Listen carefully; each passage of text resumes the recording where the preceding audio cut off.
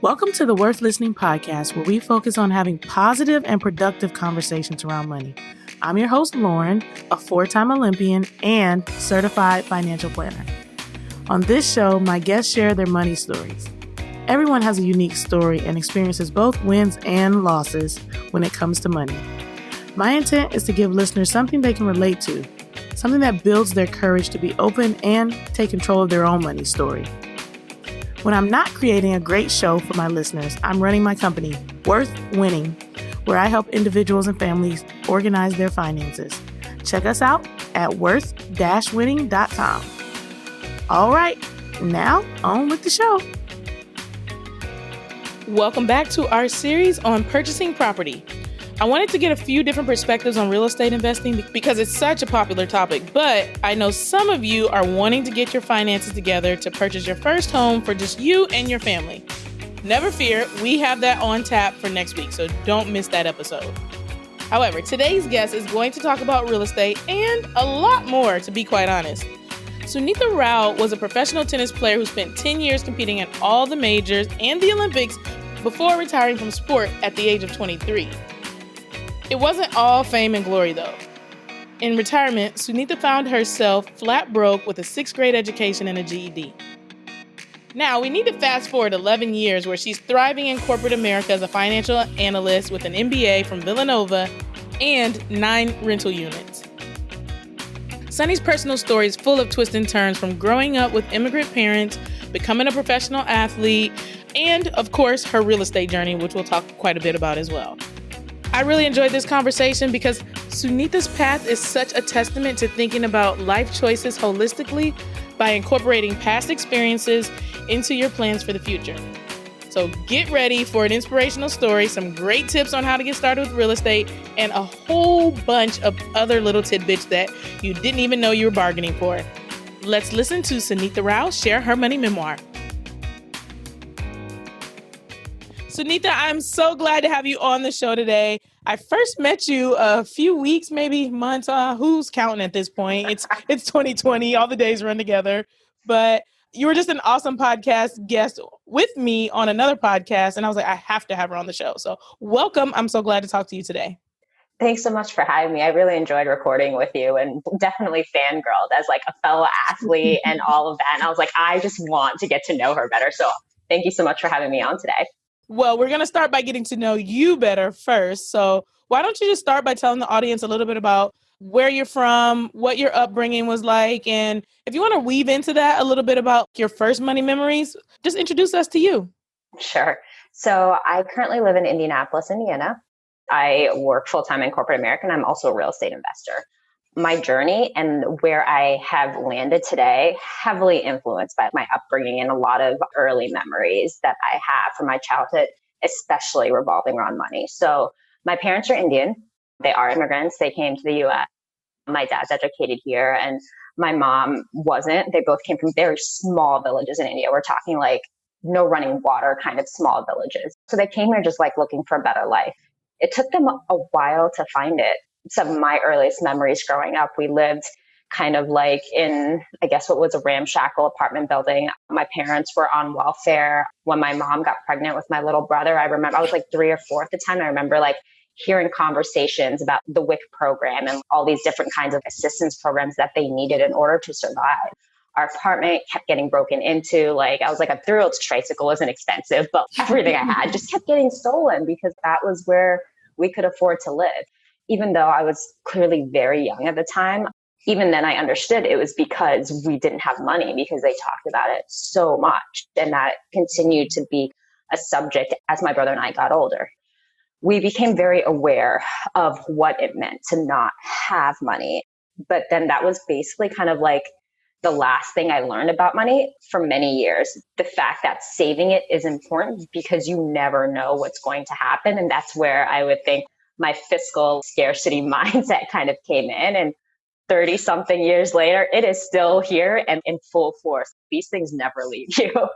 Oh my goodness. You just unpacked so many different topics right there. So I want to circle back to your parents actually immigrating to America, because I think so often there's some perceptions or some biases or some assumptions made about what happens when people immigrate. You said they came looking for a better life, but initially that is not what they got. Like you said, and that government assistance was something that was very important for you guys to just have like basic survival needs growing up. So can you just talk a little bit more about like the perception versus reality as it pertains to what you've experienced in that regard? Yeah, so a lot of the education doesn't translate from what I've learned. And my mom was not highly educated. She was a high school dropout. My father did end up getting his master's in business here, but there was definitely just like the challenge of like fitting in and being able to get any kind of job. Like my parents wanted to work and my dad had a hard time holding down a job, but that frankly was probably more due to personality than requirements or intellect. My mom, she is a hard worker. She always has been, but she would work like second shifts. So that's like 3 p.m. to 11 p.m. at like a book factory. And like another one of my early memories is waking up at like my dad would put me to sleep. This was before my brother was born. Wake me up at night. It would be like 10 o'clock or so. Put me in the car because they couldn't afford a babysitter. They'd have one car. He would drive to like the book factory, pick up my mom. I just knew it was late and then drive back home. There were all these little things that they couldn't afford. When my brother came, like my mom had to quit because there was no way to support a babysitter for two small children. And like whatever money she made would just go to the babysitter. It was definitely really hard to make ends meet on that minimum wage. They desperately needed that social assistance. And thankfully in time, they're able to work their way out of it. So like when I was about 5, we moved to Florida. My parents saved up and talked to like their family, got a down payment to buy like a liquor store. And then they worked night and day. They didn't hire anybody. They worked 6 a.m. to like 11 p.m. just trading off between the two of them. Wow. And that really affected my brother and I. My brother and I were actually talking about this about 6 months ago. We would be left alone for hours on end when something would happen at the store and both of them there. We'd be home. I was like 5 years old. My brother was 2. I'd be like, it's time for a cream cheese sandwich because I'm hungry. You want something, brother? We were left to fend for ourselves a lot at ages where people these days would be appalled. It was just a very, very different life, I think, than many experience. Yeah, I just think of the reality of, like you said, some people that are struggling, not because they're not working hard, not willing to work hard, but because they just don't have enough resources available to them. And I think it's an important light to shed on these things as we're currently in the middle of this pandemic and unprecedented times, unprecedented waters. So many people have been faced with similar circumstances and, maybe for the first time in their life, where there are tons of people who have been survival of the fittest for quite some time, or, came out of that. This has always existed and now it's existing for a lot more people, but there is a way out as well, is kind of what I also take from your messaging. There definitely is a way out, but it takes extreme hard work. So I will be the first to tell you, like, I am extremely privileged. We can go through my story later, but there are still systemic difficulties in progressing from one economic class to another. I personally have had to do that alone, and it's been such a challenge. I've watched my parents have to do that, and it has taken like not one iota less than like sheer 100% dedication and just working day in, day out, night and day, sacrificing everything. It is 100% possible, but there are obstacles in place that keep the less fortunate back. Did you ever feel the pressure of having to contribute to the household from an early age? Or, like you said, having heard so much about things that were happening in the household and money being a hot topic all the time, did you feel that pressure as a child? In a strange way, yes. So I was supposed to be my parents' meal ticket. I was the older child, older of 2. I was put into the sport of tennis at a very young age, so 4 or 5 years old. And this was still at the time when my parents could barely afford to like pay for the family. But I had a tennis racket because my dad had forecasted essentially that by the time I was 14, I could turn pro, play professionally, and then start earning money to support them.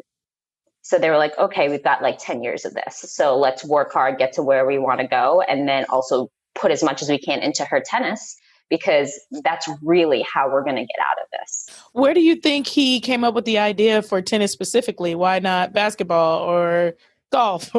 Yeah, right. So my dad grew up in a town in India.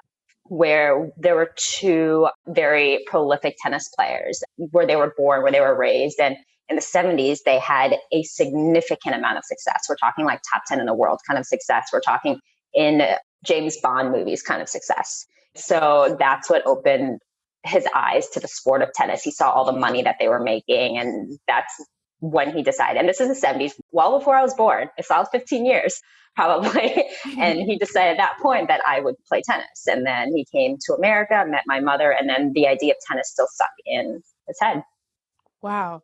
I'm reminded of kind of in the African American community where people frequently talk about, you hear the kids say, I want to be a basketball player, I want to be a football player, and how we need to change the perspective that that is the only option of what there is to become. And it sounds like there was a similar version of that happening over, he had one example of someone that did really well and made it to the big time. And that was the way to be able to attain wealth. And being able to create a different story just wasn't possible because they didn't see any other ways to create wealth at that time. I mean, yes, but it's also like strange because in the Indian culture, education is highly prized. That is number one. So he actually went against his culture. It was more of a personal journey because he had wanted to be an athlete and he wasn't able to. So it was both monetary, but also there was like this little personal kind of thing wiggling in there. Gotcha. What about in the household, like you said, between your mom and your dad, with income being kind of tight, like was there one person that was over the finances versus someone that, was more behind the scenes as it pertains to that? How was money handled between the two of them? This is a very interesting subject. And this also relates very heavily to my money journey. It's why I got into real estate, why I essentially have two jobs right now with a full-time corporate position, as well as my own company within the real estate world. So my father ran the finances and my mother was more of the subservient supporter. For those listening, I just said that, and I did put that in air quotations. And I put that in air quotations because the home that I grew up in was actually violent. There was a lot of abuse happening towards my mother, towards me, towards my brother. And the way my father perpetrated the violence, and this is very common in domestic violence situations, is that there are different like kind of almost locusts of control that the perpetrator needs to dial up in order to maintain the control over their victims. One of these dials is financial abuse. And by financial abuse, that refers to economically controlling what the survivors have access to, right? So if they can't hold down a job, if they can't pay for a car, if they can't make these fiscal decisions, their ability to leave the situation is drastically diminished. And the perpetrator's ability to continue that cycle of power and control over the survivor is able to endure. My father knew this. He knew this going in. Like from the time I was young, I would hear, what is your mother going to do? She can't do anything. In direct reference to the fact that she couldn't support herself.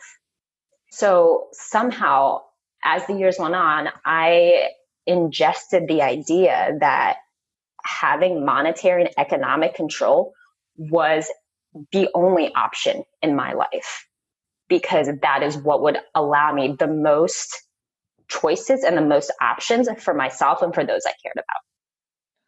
So let's pause and talk about that a little bit. I know we still didn't get to, we didn't even get to the sports part of things, but in thinking about this could be a good thing because I need to create a way for me to be able to take care of myself, but it can also be a bad thing. And you said you're kind of sorting through various money emotions, even still as an adult that is doing really well for herself. Show us both sides of like, this is a good thing that I have, but I also know that like this is not the best characteristic sometimes for me. Oh my God, I feel like I'm in a therapy session right now. All right, buckle up, everyone. The good thing is that when I look back today, I have had to work immensely hard. But when I look at my job, I have a solid job in corporate finance. I have a 9-door real estate portfolio. So I have 9 rental units, all of this built within the last 2.5 years. While there is stress around this, I don't have to make any decisions based upon what someone else wants because I need money from them. I don't have to stay in relationships I don't want to stay in. I don't necessarily have to stay in jobs that I don't want to stay in because now I have the real estate income coming in to support me in a short time if I'm laid off. If I decide, God, my job is just the worst thing, which I mean, there are days. I think everyone has those days, right? Yeah. I have the freedom. Like if tomorrow I meet someone and I have a family, I can take care of my family. And my kids can see, hey, women can have it all. I am very, very passionate about that. You can have a family, you can economically support, and you can spend time with them. It's just how are you going to do it? Mm-hmm. Right? The rough side of this is the part where I have struggled to let go of that control. If someone questions me, like, why are you spending time on that Airbnb right now? Like, we're on a date. And I'm like, let me do this. I'm doing this whether you support it or not. There will not be a second date, right? Yeah. It is really challenging to trust and understand that not everybody is just like going to stick it together, Right. Understanding that there are other pieces that can also help that along if you let other people in. And that can even be like business partner stuff. Like I really struggle with bringing on business partners. But there's a saying, if you want to go fast, go alone. If you want to go far, go together. So it's like being able to understand how to comfortably grow in different parts of my life while still maintaining my independence and my options. Yeah. That is incredibly I feel like we should have like the snaps at the poetry place because I mean, it's so real to just understand and know that about yourself, that I am fiercely independent and it resonates with me as well. But also I have the intellect to know that it is much better when we put multiple heads together and when you have support and when you don't have to do all the heavy lifting on your own. However, it's great. If no one's around, I can still lift everything. Like we're constantly on both sides of the, this could be good or this could be bad. And if we don't keep it in check, it can actually hold us back from achieving all the things that we're able to. Yeah, it can hold you back in multiple aspects of life. I'm talking like personally, professionally, like you really have to find that balance. Yeah, so much. All right, we skipped completely over. I don't know if we should even go back. Like as athletes, like we should talk about the athlete part of your life. And it's okay, I can make this quick. Okay, you do it. Just round it in for us so we can get back over to real estate. All right. Is there a timer going? I'll time myself and see how quickly I can do this and still have it make sense. So I turned pro when I was about 14 years old. In order to do that, I dropped out of school after sixth grade, which kind of definitely made it harder for me to support myself financially later down the road. I turned pro at 14. I played tennis professionally for 9 years. That included all the Grand Slams. I was in the 2008 Beijing Olympics. I competed at like some of the largest stages in the world. And it was an incredible experience. I learned so much. However, at the end of the day, it's not put me in the financial position that I wanted to be in when I retired at the age of 23. So by the time I retired, I learned all these amazing skill sets, but I did not know how to support myself outside of sport. I did not know who I was outside of being an athlete, outside of Sunitha, the tennis player. So that was really the big challenge for me, not only to find out who I was, to recreate myself, but also to be able to support myself. So like, in the sporting world, all you do is eat, sleep, train. That is it. By the time I hit 23, all I had done for basically 23 years, because I started when I was 5, up to 5, I wasn't doing anything important. So right. Between 5 and 23, all I was doing was training. And then I had to face this world where I didn't know how to open a bank account. I barely knew how debit cards worked. I didn't understand interest. I didn't understand loans. I didn't have any credit. Starting over from ground zero was where I was at the age of 23. And so many people think something different, again, about the perspective of what it means to be a professional athlete. I spend a lot of my time as a financial planner, especially one that works with a lot of Olympic athletes and having been an Olympian myself, telling people that it's not all glitter and glam. It's not all Wheaties boxes and gold. I know multiple gold medalists that never have earned 6 figures in a year. Yep. Olympic gold medalist that has never made it to the $100,000 mark. And I think a lot of people spend their time thinking, oh, you're certainly a millionaire because you carry the title of professional athlete. But you and I know that there are far more people that I know, some that are living in their cars or paycheck to paycheck or have the income, but all they're doing is counting on one big check here and then that has to carry me for the next 6 months. And so budgeting, you're a budgeter extraordinaire because you can make $1 really stretch into, what do you say, trying to make $1 out of 15 cents? Like that's what we do as lower income athletes. But like you said, there's also kind of that same good and bad we were just talking about, where you finish this career and you have so many skills that so many other people don't learn because they didn't play sports. However, you're lacking some of the very traditional things that would allow you to acclimate into grown-up world or adulting, if you will. So you have no education, you have no work experience, you have no real way to, like you said, earn an income outside of what you've been doing all this time. And it's like, oh my goodness, like, what am I going to do? Versus like, I have all these skills. Like I can focus better than anybody in this office building. I can sacrifice and give up everything until I'm living in a box if that is what I have to do to succeed. Right. So where do I put that on my resume? Right. But yeah, people don't really understand that there's a lot that you miss out on when you dedicate your whole life to this thing, and when you dedicate your life to this thing and it's not of a huge earning potential. So you finished at 23 and did you have millions of dollars? Did you have hundreds of thousands of dollars? Or were you starting from scratch pretty much? Yeah, I was definitely starting from scratch. And one thing that I also would like to point out is even for those who do make money, like we're in this consumerism culture, and that's only on steroids when you're an athlete, because you have this identity, because people think you're glamorous. All of a sudden, like you feel like you are, or you should be. So as soon as you have some money, yeah, you're trying to stretch it out, but you're also trying to like live up to what people think you should be living up to. So that's like also a challenge. But yeah, so like 23, and also at that time, like no money. But the stigma of being an athlete was with me as well. Like I found a harder time getting a job, even within my sport, because as an athlete, your existence is narcissistic. It is about you. It is what you need to eat, what you need to do to train, what you need to do to perform optimally. Nobody else matters. Nothing else matters. You go into the real world and all of a sudden your value, the true value that you bring to any table is what you can do for others. And people just automatically assume that you can't do that.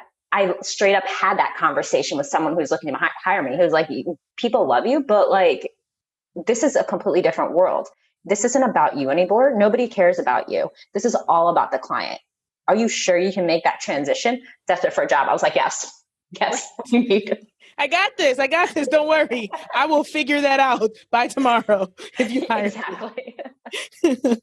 I mean, thankfully I was able to make it work. And thankfully, like I had the skill set, and the skill set was my ability to communicate, my ability to build relationships, and my ability to play a sport. So like that was where the privilege came in.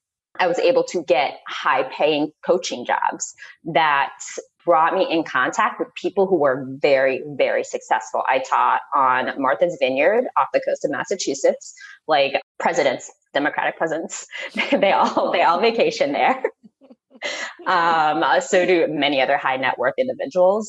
And then when I was back in Florida, like I would teach at the resorts and that sort of thing. So that was the opportunity that I needed to see how different people who were different from what I had experienced truly lived their lives, you know, and a few of them took an interest in me. They believed in me. They kind of pushed me out of my own way. They were like, go to school, girl, like go get an education. I was like, what's that? Bring it all together for us then, because like you said, you were a 6th grade dropout. So did you go back to high school, college, all these things? All right. Yeah. So high level, went to community college for 2 years. Apparently that's the only place that accepts the 6th grade education and GED. Very humbling, very humbling. I was like in classes, like took a year of remedial classes, geometry, all the high school stuff I missed. Did some of like my general credits, then I got an academic scholarship, like a merit-based scholarship to a private university up in Boston. And I was like, free college, here I go. And so graduated that, landed a job at a Fortune 500 company in like their rotational finance program. When I was doing that, they paid for part of my tuition for my MBA that I did with Villanova University. So went through that job, started with Villanova, then switched to a higher paying job, finished my degree. Somewhere in between, I was like, corporate America is not very fun. And it is not the meritocracy I thought it would be, because like sports is a little bit more of a meritocracy and this is a little bit more politics. I'm not quite used to like kissing ass. Right. I'm not really good at that. We stink at that as athletes. Yes. Why I became an entrepreneur. Yes. And I was like, I need to do something different, you know? And I was like, I can't rely on like one source to meet all my economic needs. I felt trapped. And that feeling of being trapped really brought me back to where I was when I was much younger, seeing my mom being trapped and all of that stuff. Like, obviously it was different, but the feeling was still the same. And that's when I was like, all right, what am I going to do? I'm going to keep my job, but I need something else that will also support me so that I will be okay no matter what happens. And this is where we get to. I know everybody's wondering, the series is about real estate, Lauren. When are we going to get to the real estate part? So, Sunitha, what did you decide to do to create another stream of income? I decided to get into real estate. So glad you asked. All right. So tell us, how did that unfold? All right. So like, honestly, I didn't know what I wanted to do with personal finance, how to better influence my future. I looked into everything, credit card hacking. I looked into couponing. I looked into like all these different things. But at the end of the day, like you can save as much money as you want. There's only so much that you can truly do. You have to be able to also increase your revenue, right? So I was like, where can I increase my revenue? But I also have like this full-time job. And that's when I found Bigger Pockets podcast and like these different venues where I could learn about what was possible with real estate. I've always loved houses. Like I loved looking at houses long before this. Always wanted to own a house. Like it was just this thing that I loved anyway. And then I fell just absolutely in love with the concept of real estate investing because I had been working my whole life since I've been training since I was 6 years old. After I quit playing professionally, I basically had had at least 2 jobs till now, like I am a workhorse. So I was like, it would be nice if I could chill one day, like what can I do that would help that? And then so I got into the concept of buy and hold real estate investing where I purchase a house. It's typically distressed. I fix it up and then get a tenant in so that they keep paying me each month. And after my expenses, if I've run the numbers right and everything's going well, I have a little bit of money left over. Okay, so let's pause there for just 1 second because how did you get the first house? I think a lot of people don't realize some people have not become homeowners yet for themselves and they are interested in real estate investing and maybe not even wanting to become a homeowner for themselves, but they're like, where do I start? How do I get that first property? What kind of things do you need to have in place before you even get going? Okay, so I'll tell you how I did it, but there's another concept that I also really like that I will share that I think is very powerful. So I was living in Boston at the time. Forget about it. Like, I'm not going to save up like even 3% for $1 million home. Like, that's just not happening. Like, how am I going to make money with that, right? I didn't have money then either. So like getting through undergrad, I had started to save a little bit after I graduated. And it was about 2.5 years after I graduated that I realized I needed to like change my life, right? Then I'd also started grad school and I was still paying a portion of it. So I was just like, I'm just broke, like always. Right. There's no ability to save right now. Yeah. And I mean, I was trying, I was frugal, but like I knew that my monetary state was not indefinite. That's where I was right now. That's where I was right then, but that would change. What I could do in the interim was I could educate myself. So I was working full time. I was in grad school, but I spent every spare minute reading books, listening to podcasts, just educating myself so that by the time I got to the point where I had some money saved up, I could pull that trigger. So that took 2 years, about 2 years. That was like hardcore patience. That's like the athlete coming out, the long-term vision. Right. So I saved up enough to put down 20% plus had cash for rehab costs and reserves and closing costs on a 2-family home in Indiana. So I couldn't invest in Boston. I couldn't afford it. I did a lot of economic research and figured out where I could afford it and where I could make money and where the demographics, where the economy was strong enough to hopefully long-term support the investment, because real estate is like a get rich slow strategy. It's not going to happen within 3 years. I hope that you all are listening because Sunny is preaching right now. So she just said real estate is a get rich slow investment strategy. Take that, write it down, put in your notebook. And it's even slower than you think. I knew this going in. I've been doing it for 2.5 years and still like every day I'm like, am I rich yet? No. Right. Why is this taking forever?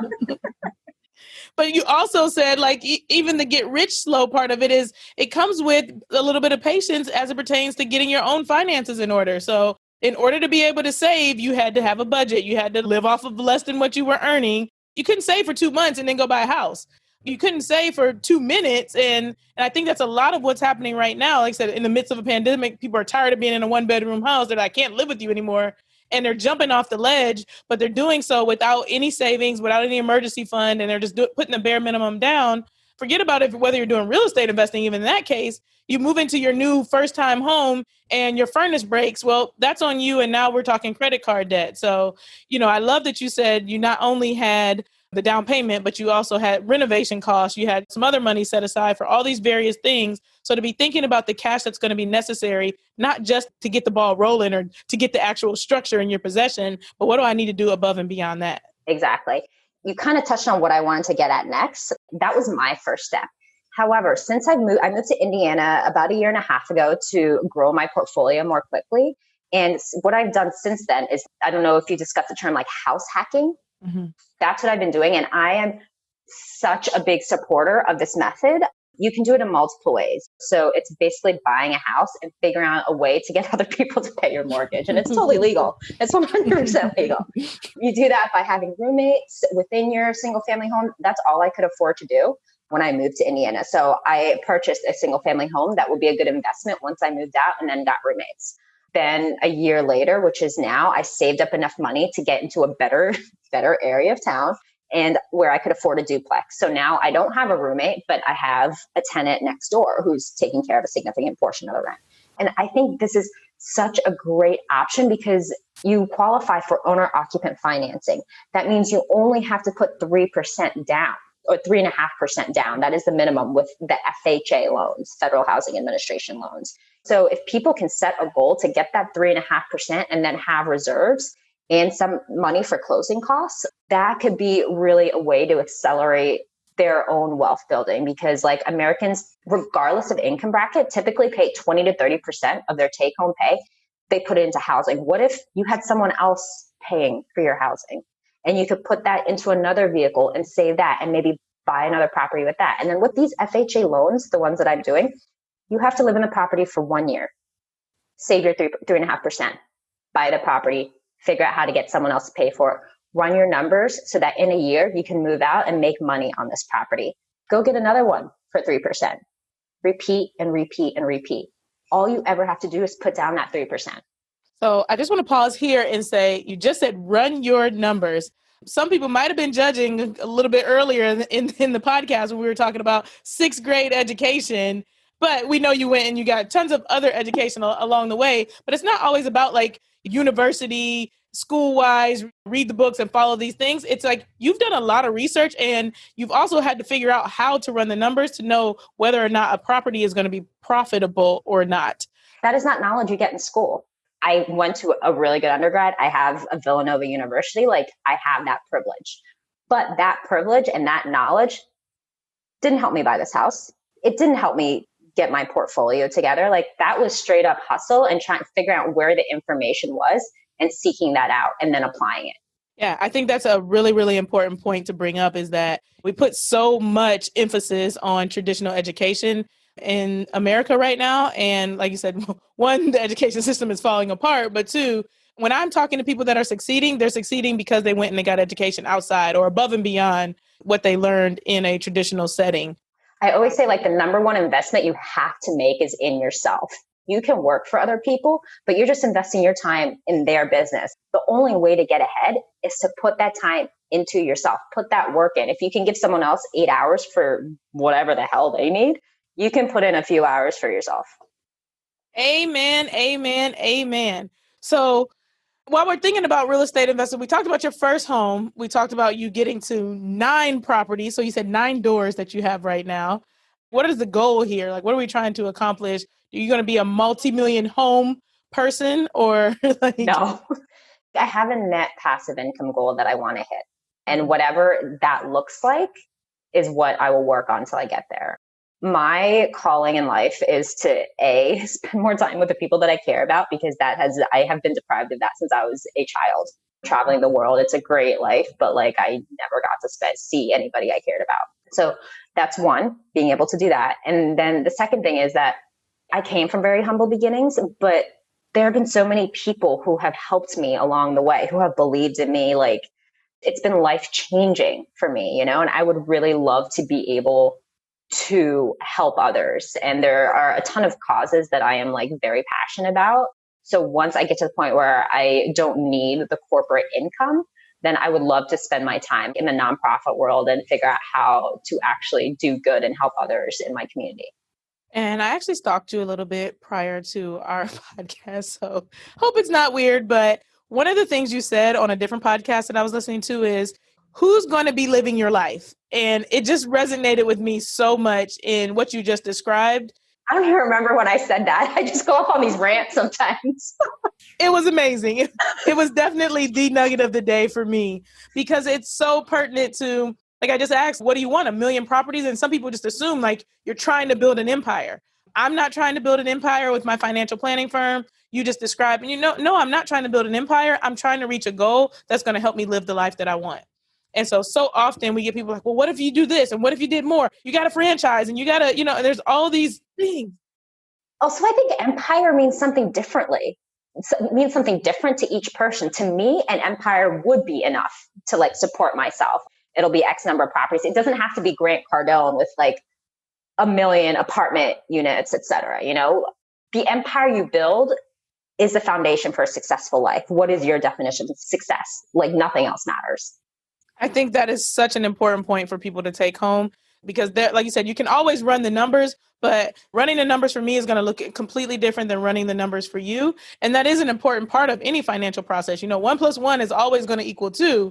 So we got to run the numbers. We got to understand, but you got to understand, how are the numbers relevant for what you're trying to accomplish? What are your goals? What are your values? And where are you trying to get to by what particular date and time? So it just really resonated with me that we can only live our lives. And I just get clients all the time that are reaching out and they're like, I want to invest in real estate.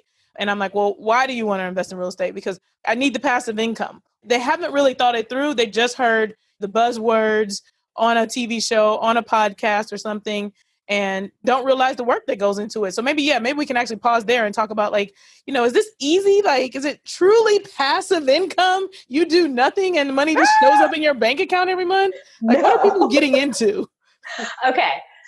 This might not be the best time to ask me this, because I've been very stressed out the last like 2 weeks, 3 weeks, month, life. So, okay, in a sense, yes, it is passive, because the majority of the work is done up front. Finding the property is challenging.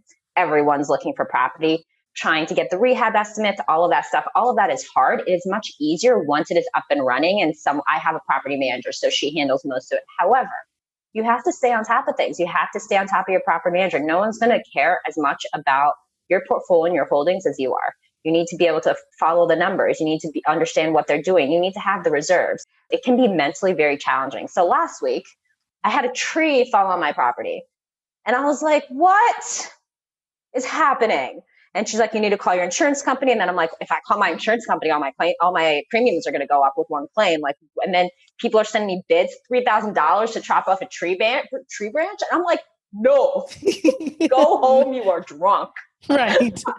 And then like 2 weeks before, like one of my units is an Airbnb and they were like, oh, the toilet stopped up. So I called the plumber. The plumber's like, oh, this is happening. One thing led to another. A week later, I had a bill for over $7,000 from a stopped up toilet. Oh no. Yeah. And you couldn't call the landlord because you are the landlord. So like it's mentally challenging in so many ways. And that's just like operationally. There's also mindset and focus, and mindset growth is really important, because if you're trying to grow a business, what is going to hold you back the most is your own ability to overcome your obstacles.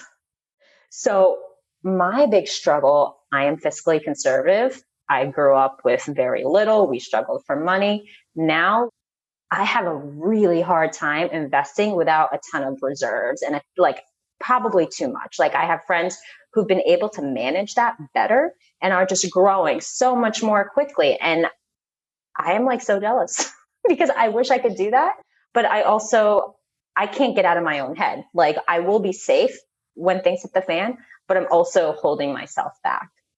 So learning how to deal with that, and then learning how to, like, I have anxiety, like learning how to deal with my own anxiety as I have literally 8 million things going on at the same time, plus a job. It's really important to continue with that personal development work as you work towards whatever goal you're working towards.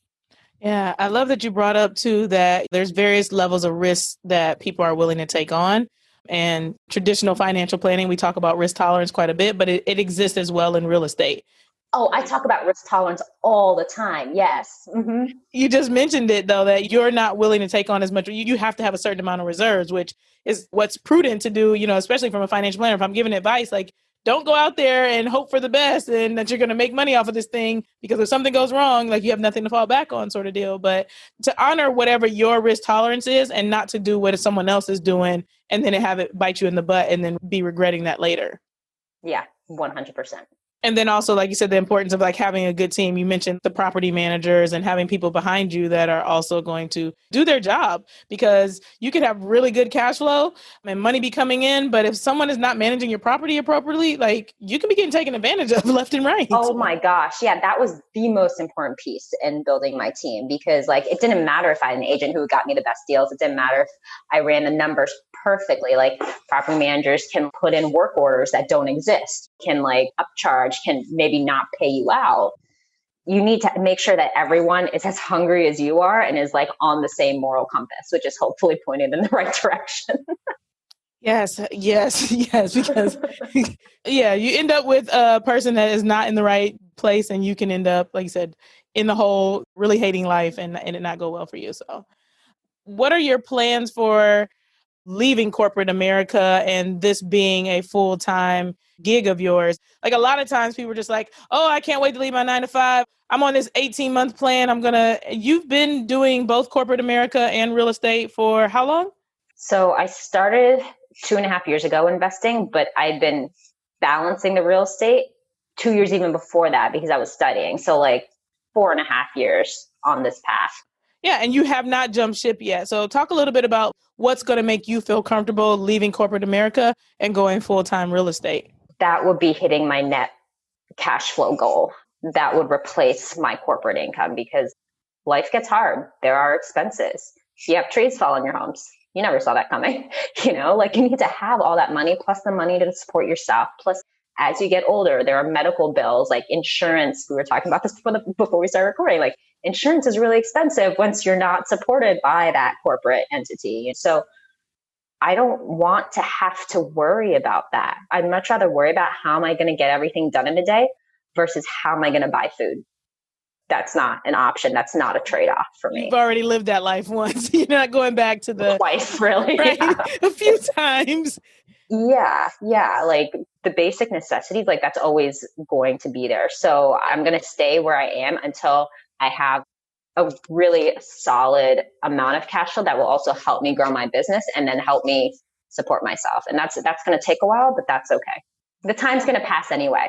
Time is everything and nothing. So if we can take care and take time, we'll actually be really excited overall when everything starts to play itself out. So I really appreciate that about your approach, that I'm not just going to quit this job and go straight into this real estate thing without proper barriers and things in place and having thought everything through. Because we talked about insurance as one big thing. As an entrepreneur, it's super expensive. And I think a lot of times people don't do the math on what happens if you leave your job.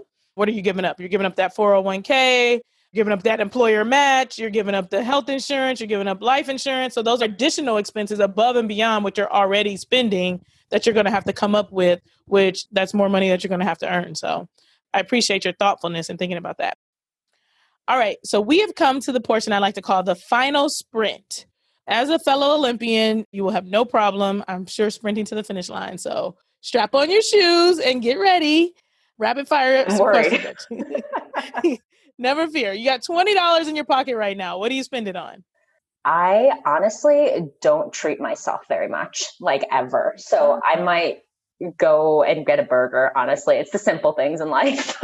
Okay. Are we going to have cheese on that burger? Hell yeah. And bacon. Yes. That's my kind of burger. If we're going to treat ourselves, man, let's make it count. What is your worst money habit?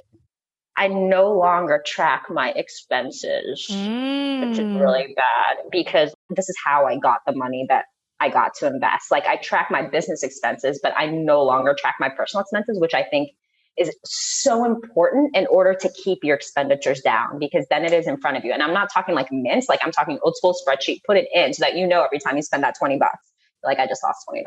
Like that sucked. Right. So that has probably become my worst habit. Yeah, because it gives you the awareness around your spending that holds you accountable to keeping your expenses low. Yes. All right. Worst advice you've ever received? Don't trust anyone. It's also kind of the best, but it's also the worst. That was from my mom. She had issues, clearly. So I guess I don't have to ask you best advice you've ever received then. And there's one thing that my dad told me when I was really young, like if you want it done right, do it yourself. Both really good, but really bad, because like it makes you independent. You have to rely on yourself, but then there is a ceiling to your growth, personally and professionally. Definitely. All right. Finish this sentence. That awkward financial moment when? When I have to admit that I first leased out my car the prior year before it actually came out. So I paid top, and then I doubled down 3 years later and bought the thing. What the hell? I thought that was a good decision at the time. I was like, no financing. It's only $13,000. Like, what? Buy a car for like I had no concept of how much cars cost. This was like in my early 20s. But I've since kept that car. So it's like 14 years old or 13 years old or something like that now. Hey, and we're right into the wheels fall off. That's the boat I'm in. People are like, you drive a what, Lauren? I drive a 2008 Honda Ridgeline. Yes. Mine's 2008 too. And it's a 2009 that I bought in 2008. So we're technically in the same boat. Yeah, exactly. 2007. I was like, what's that red shiny thing? Right. Give me one of those. Yeah. All right. Last but not least, can you share with us one thing that you would like to improve about your own finances in the upcoming year? I would like to double down on saving more personally and figure out where I can cut that out through like tracking my expenses again. I was going to say, I thought for sure you were going to say tracking your expenses, but that is the key to getting to the savings mark is tracking those expenses. Yeah, because I'm frugal, very frugal, but I don't know where I could be making a difference right now. What's the action item that's going to help you get back to actually doing that? Setting aside time every morning, like it only takes like 10, 15 minutes, less than, because I don't spend that much. But yeah. Okay, perfect. You have made it to the finish line. You are a winner. Stand on the podium now. I want to see yours at some point, by the way. It's not nearby today. Some days it's in this room, but it's not today. It just migrates around your house. Okay. It totally does. All right, but it's your time to shine. So you're standing on the podium. This is your time to tell us how we can support you, where we can find you, anything you want this audience to know so that we can help you continue to succeed. Well, I just like to help people. So if you want to reach out, have questions, like I have a website called, it's griffixpropertygroup.com, spelled GRIFFIX Property Group. And then my Instagram handle is the same, Griffix Property Group. So I check messages through both mediums and I'm pretty easy to reach. I also hear you have a pretty dope spreadsheet that sometimes you share with others. Maybe? It is so out of date though. I do, but it is so out of date. And it's like my brain on the sheet, which means it's just like a mess of stuff. But I can see if I can find that. It's been a couple of years. Well, if you guys slide into her DMs or go to her website, you might be able to get access to that spreadsheet. I heard it is thebomb.com. Sunny, thanks so much for being on the show today. This was so fun. Thanks for having me. This was a blast. I hope you enjoyed listening to Sunny's Money Memoir. I know this is our real estate series, but her story provided us with so much more. It's why I love having people share their story no matter what their expertise is. We are all multidimensional and have so many different things to share with the world. One thing that stood out from the interview with Sunny was she spent her first 2 years as a real estate investor not owning any properties. She spent that time investing in herself by learning real estate, researching, and really putting a lot of effort into what would be the best place to purchase her first property. Also, she was saving up the cash that she needed to get started. I think if we take nothing else away from the messages that Sunny shared today, it's that real estate investment is a get-rich-slow plan.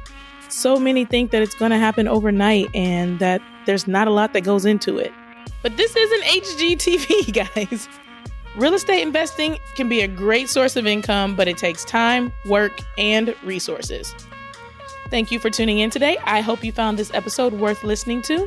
If you have financial questions, suggestions for guests, or would like to share your own money memoir, please contact us through our website, worth-listening.com.